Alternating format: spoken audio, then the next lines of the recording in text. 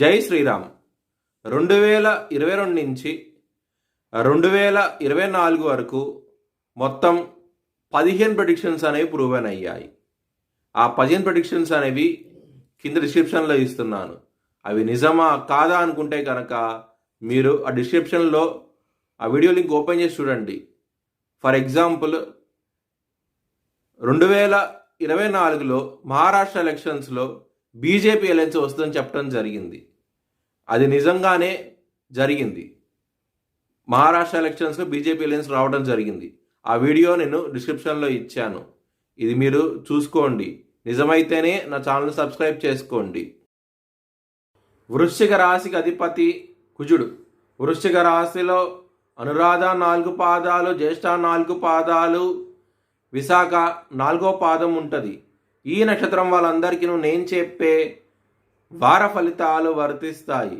ఈ వారంలో లగ్నాధిపతి అయిన కుజుడు కర్కాట రాశిలో వక్రించి నీచబడి ఉన్నారు.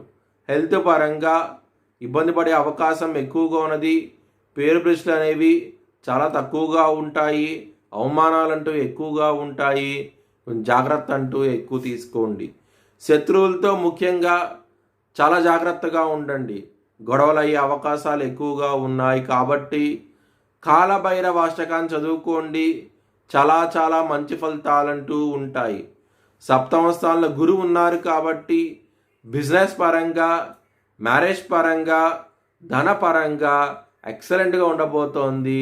ఈ వారం అనేది మీరు విష్ణు సహస్రనామము అలాగే దక్షిణామూర్తి స్తోత్రపారాయణం చేస్తే కనుక మీకు మనీ పరంగా మాత్రం ఎక్సలెంట్ డెవలప్మెంట్స్ అంటూ ఉంటాయి.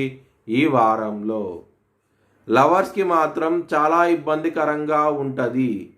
ముఖ్యంగా 3వ వ్యక్తి మూలంగా బ్రేకప్ అయ్యే అవకాశాలు ఎక్కువగా ఉన్నాయి.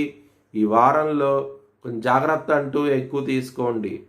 సప్తమాధిపతి అయిన శుక్రుడు 3వ స్థానంలో ఉన్నారు కాబట్టి మీకు మ్యారేజ్ పరంగాను మంచి డెవలప్మెంట్స్ అంటూ ఉంటాయి.